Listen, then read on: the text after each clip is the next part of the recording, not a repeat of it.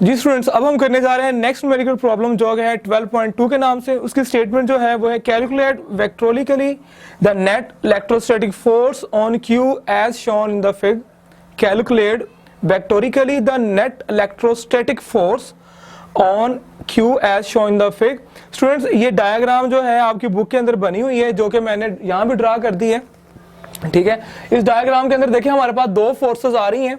एक फोर्स है हमारे पास ये वाली जो एक्सटेंड हो रही है, आप इसे कह लें कि ये हमारे पास F1 है, जबकि दूसरी फोर्स जो ये एक्सटेंड हो रही है, ये दो फोर्स वेक्टर दिए गए, इसको आप F2 कह लें। जबकि ये जो फोर्स थर्ड जो डाउनवर्ड आ रही है बच्चों, ये इसकी रिजल्टेंट फोर्स F होगी। ठीक है, अब हमने क्या करना है, एक्चुअली हमने अब इसमें ये करना है कि हम इन दोनों फोर्सेस के अगर देखें, ये एंगल थीटा बना रही है अलोंग द एक्स एक्सिस, तो ये भी ही उतना ही एंगल थीटा बना रही है। ठीक है, अलोंग द एक्स एक्सिस। ठीक है, ये हमारे पास एक्स एक्सिस है,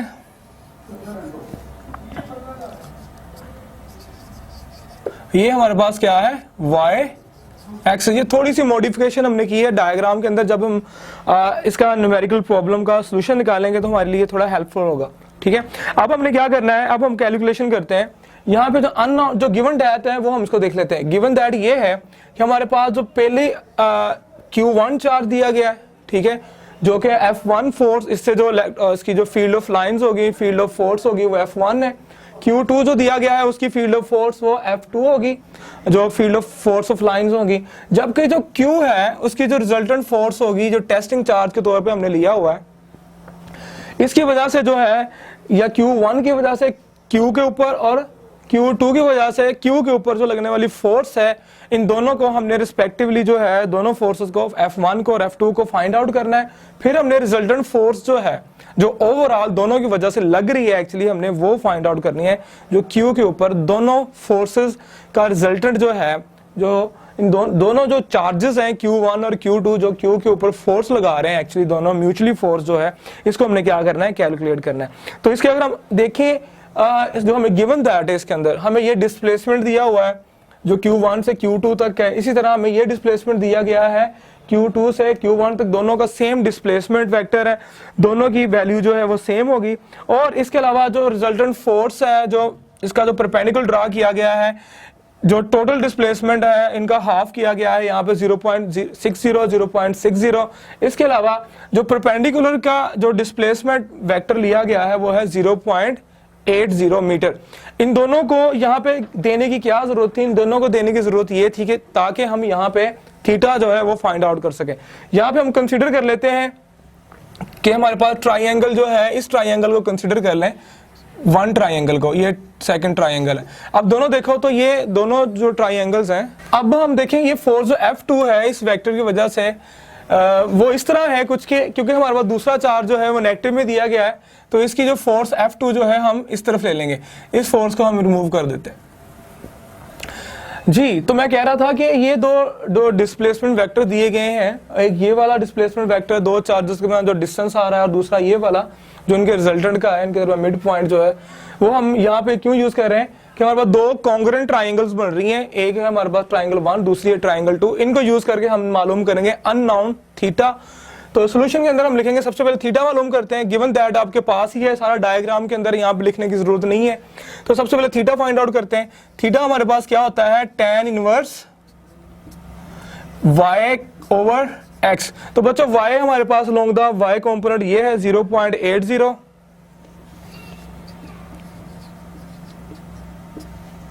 0.80, जबकि हमारे पास x क्या होता है, हमारे परपेंडिकुलर ओवर हाइपोटेन्यूज। तो ये ट्राइंगल हमने कंसीडर की है, ये वाली, तो परपेंडिकुलर हमारे पास 0.80 है, जबकि जो बेस है हमारे पास वो क्या है, 0.60। तो इसको जब बच्चा हम कैंसिल करते हैं, इसको जब सॉल्व करेंगे क्या करेंगे, इसकी रेशियो लेंगे, रेशियो लेके हमने 0.8 ओवर 0.6 की रेशियो लेके जब हमने tan इनवर्स लेना है, तो tan इनवर्स लेने के बाद हमारे पास जो आंसर आता है वो आता है 53 डिग्री। थीटा जो आ जाता है वो कितना आ जाता है, 53 डिग्री। लीजिए ये हमारे पास आ गया थीटा। दोनों का, क्योंकि ये कॉन्ग्रुएंट ट्राइंगल्स हैं, दोनों की जो रिस्पेक्टिव लेंथ्स हैं वो क्या है, या आप ये कह लें इक्विलेटरल ट्राइंगल्स हैं, एक्चुअली ये इक्विलेटरल ट्राइंगल दोनों, क्योंकि तीनों की जो रिस्पेक्टिव साइड्स है, तीनों रिस्पेक्टिव साइड्स हैं वो क्या आ रही हैं, सेम आ रही हैं। तो यहाँ पे हमारे पास थीटा कितना आ गया 53 डिग्री। ये 53 डिग्री जो थीटा जो है ये हमारे आगे काम आएगा। मैं इसको रिमूव करने लगा हूं, आप इसे नोट डाउन कर लें। तो ये थीटा भी हम यहां लिख लेते हैं जी कि थीटा हमारे पास आ जाता है 53 डिग्री।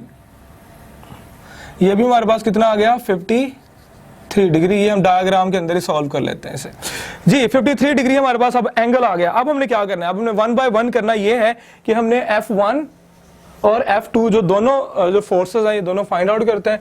F1 हमारे पास इक्वल आएगी K यूनिवर्स, और हमारे पास जो कूलम कांस्टेंट जो है K इंटू Q1 Q2।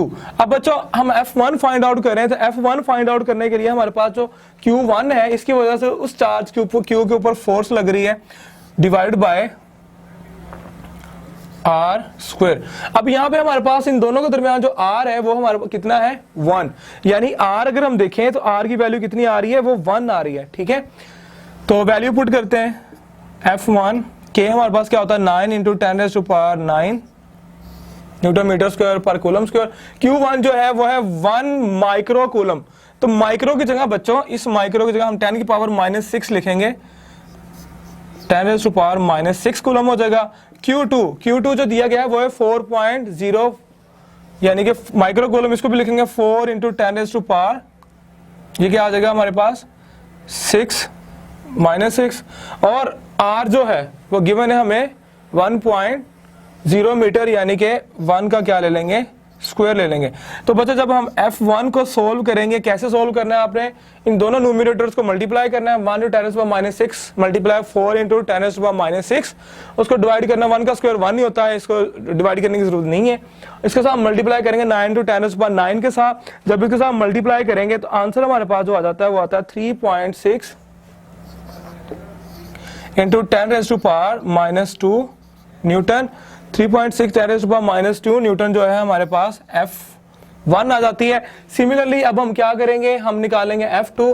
आप देख सकते हैं कि हमारे पास F2 भी, क्योंकि ये भी 1 माइक्रो कूलम था, वो भी क्या था 1 माइक्रो कूलम। लेकिन बच्चों एक बात ध्यान में रखनी, जो माइनस साइन लिखा गया है इसके साथ, इसका मतलब है हमारा जो Q2 चार्ज है वो नेगेटिव है, नेगेटिव चार्ज को रिप्रेजेंट कर रहा है माइनस।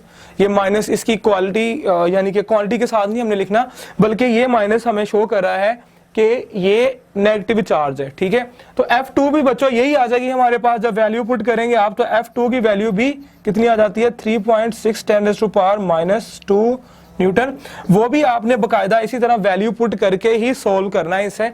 लेकिन मैं आपको ये याद करवा रहा हूँ कि यहाँ पे माइनस साइन जो है वो शो कर रही है कि हमारे पास जो सेकंड चार्ज है वो क्या है, वो चार्ज है हमारा नेगेटिव चार्ज। यानी कि नेगेटिव चार्ज आपको पता है दो तरह के चार्ज, एक पॉजिटिव चार्ज, दूसरा नेगेटिव चार्ज। पॉजिटिव चार्ज की जो फील्ड होती है वो आउटवर्ड होती है, नेगेटिव चार्ज की इनवर्ड होगी। ठीक है जी, अब हमने मालूम करना है, क्या हमने F1 भी निकाली हुई है, F2 भी निकाली हुई है। अब हमने निकाले इनकी रिजल्टेंट फोर्स। लेकिन रिजल्टेंट फोर्स निकालने के लिए हमें क्या करना पड़ेगा, हमें इन दोनों फोर्स का जो रिजल्टेंट है उसके हमें निकालने पड़ेंगे इन दोनों फोर्सेस के x कंपोनेंट और इन दोनों फोर्सेस के y कंपोनेंट। यानी कि हमें F1 का भी हमें निकालना पड़ेगा, F1 का भी F1x निकालना पड़ेगा, और F2 का भी F2x निकालना पड़ेगा। सिमिलरली ये दोनों कंपोनेंट हो जाएंगे अलोंग द x एक्सिस, और हमने फिर लेने इन दोनों फोर्सेस के वर्टिकल कंपोनेंट, यानी कि F1y और सिमिलरली F2y। तो फिर हमें लेना पड़ेगा इनका Fx, ठीक है, F1x और F, यानी कि फिर हमें Fx कंपोनेंट लेना पड़ेगा। फिर ये निकालेंगे, फिर हम निकालेंगे Fy कंपोनेंट। जब ये दोनों कंपोनेंट आ जाएंगे तो बच्चों हमें पता है F जो हमारे पास क्या होता है रिजल्टेंट फोर्स होती है, वो निकालेंगे Fx प्लस Fy। फिर इसमें हम दोनों की वैल्यू जो है वो पुट कर देंगे। अब मैं यहाँ पे आपको ये याद दिलाता जाऊं कि ये दोनों फोर्सेस की वैल्यू हमारे पास कितनी आ गई है 3.6। ये दोनों फोर्सेस की वो वैल्यूज हैं जो कि हमारे पास इनकी यानी कि हमने जो रिजल्टेंट वैल्यू निकाली है, F1 फोर्स की रिजल्टेंट वैल्यू, F2 की रिजल्टेंट वैल्यू। लेकिन यहाँ पे हमें इनके रिस्पेक्टिव कंपोनेंट यानी F1x और F1y, यानी कि जो हमारी रिजल्टेंट फोर्स F1 है ड्यू टू चार्ज Q1 जो है वो, उसके भी दो कंपोनेंट होंगे, ये दोनों कंपोनेंट F1 के हो गए, ये दोनों कंपोनेंट हमारे पास F2 के होंगे। ठीक है, चले जी निकालते हैं इन सबको।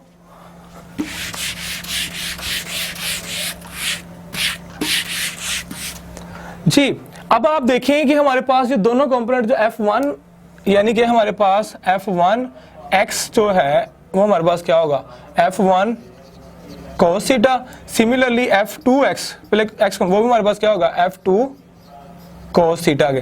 ठीक है, अब आप देख लें कि दोनों की वैल्यू F1 भी F2 भी दोनों सेम थी। ठीक है, थीटा हमारे पास कितना था, 53 डिग्री जो हमने स्टार्ट में निकाला हुआ है। तो 53 डिग्री जो हमने स्टार्ट में थीटा निकाल लिया था, ठीक है, उसकी वैल्यू भी अगर हम पुट करते हैं इसके अंदर, इन दोनों को वैल्यू को पुट करने के बाद हमारे पास जो आंसर आ जाता है वो हम निकालते हैं। तो उसको निकालने के लिए हमें क्या करना पड़ेगा, इनके रिस्पेक्टिव जो कंपोनेंट्स हैं उनको हमें प्लस करना है। रिजल्टेंट वेक्टर्स को हमने क्या करना है, प्लस करना है। तो रिजल्टेंट वेक्टर को जब हम प्लस करेंगे बच्चों, तो क्या करेंगे हम, इनके रिस्पेक्टिव कंपोनेंट हम यहाँ पे F1 निकाल लेते हैं। F1x हमारे पास क्या आ जाएगा, F1 हमने निकाली 3, पहले हमने कितनी निकाली थी, 3.6 × 10⁻² न्यूटन मल्टीप्लाई cos थीटा हमारे पास कितना है, 53 डिग्री। तो हमारे पास F1x की वैल्यू जब हमने सॉल्व करनी है, cos 53 इंटू मल्टीप्लाई करना 3.6 × 10⁻², तो इसके साथ हमें जो वैल्यू आ जाती है वो आती है 0.0216 न्यूटन, 0.0216 न्यूटन। तो बच्चों ये आ गई हमारे पास F1x की वैल्यू। सिमिलरली अगर देखें तो F2 की वैल्यू भी हमारे पास क्या आ रही, 3.6 × 10⁻², और थीटा जो है वो भी सेम है। तो इट मींस दैट कि हमारे पास F2x जो है उसकी वैल्यू भी क्या आ जाएगी, 0.0217 न्यूटन। आपने इसको भी बकायदा इसी तरह आपने इसको सोल्व करना है एग्जाम के अंदर, लेकिन क्योंकि हमारे पास यहाँ पे टाइम नहीं है, हमारी वीडियो जो है उतनी लेंथी ना हो जाए, तो टाइम को बचाने के लिए हमने क्या किया है, यहाँ पे मैंने ये बता दिया, एग्जाम्पल्स दे दिए कि हमारे पास दोनों की वैल्यू जो है वो क्या आ जाती है, सेम आ जाती है। अब हमने निकालना है इनका रिजल्टेंट। तो रिजल्टेंट बच्चों हम निकालेंगे। अच्छा, रिजल्टेंट निकालने से पहले हम लेते हैं जी दूसरी वैल्यू, यानी F, अब हमने निकाला है F1x और F2x। अब हम निकालते हैं यहाँ पे F1y F2y।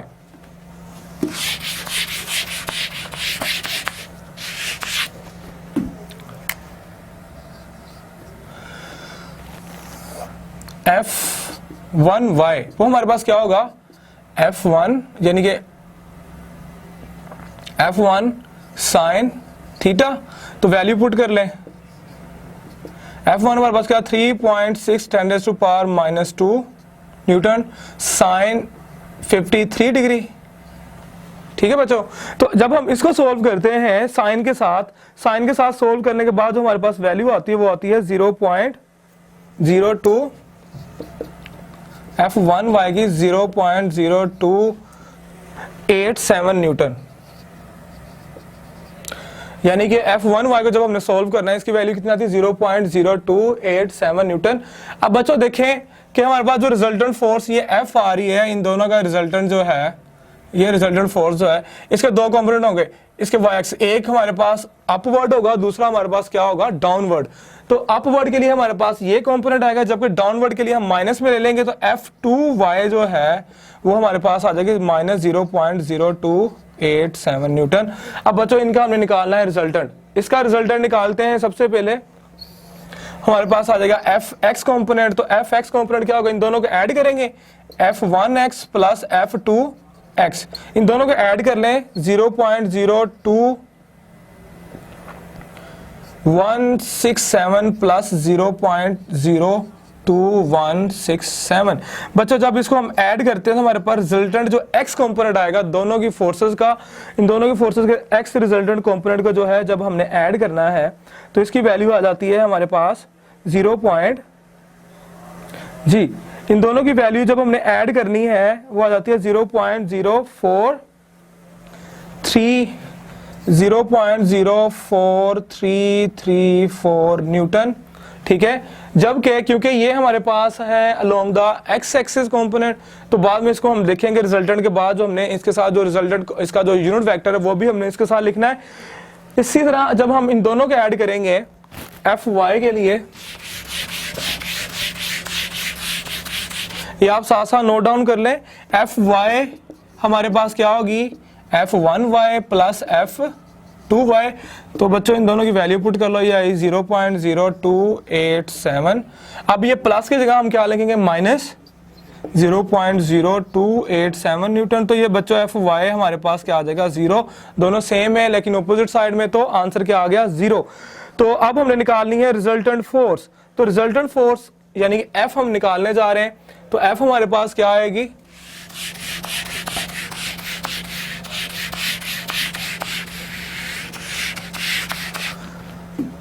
यहाँ पे Q1 था हमारे पास 1.0 माइक्रो कूलम। अच्छा जी, अब हमने निकालनी है F। तो बच्चों F हमारे पास क्या होगी, Fx प्लस Fy। तो F हमारे पास किसके इक्वल आ जाएगी, Fx से 0.0433 न्यूटन प्लस वो थी 0। तो बच्चों ये मैंने आई जो है साथ में यूनिट वेक्टर यूज किया है, आ जाएगी हमारे पास 0.043 और साथ में इसके लिख लें न्यूटन। तो यही आपका रिक्वायर्ड आंसर है 0.04 तक। यहाँ तक हमने जो निकाला वो निकला है 0.0433 की जगह मैंने 3 डेसिमल अप टू 3 डेसिमल तक जो है इसके आंसर को लिख दिया है। तो इस तरह जो है आपने इस न्यूमेरिकल प्रॉब्लम को सॉल्व करना है कि आपने पहले इनकी F1 F2 फिर उनके respective component along the x axis along the y axis वो निकाल के इन दोनों के फिर resultant force along the fx यानी अलोंग द x एक्सिस फिर resultant force along the y axis दोनों को फोर्सेस के वो निकाल के यानी कि fx और fy वो निकालने के बाद फिर आपने निकालना है रिजल्टेंट फोर्स जो म्यूचुअल फोर्स होगी इन दोनों की वजह से q के ऊपर वो होगी fx प्लस fy और fy जो है वो हमारी 0 आ जाती है, जबकि fx ही इसके अंदर जो है अपना रोल प्ले कर रही है जो कि इस टेस्टिंग चार्ज के ऊपर दोनों की वजह से जो म्यूचुअल फोर्स जो है वो लग रही है।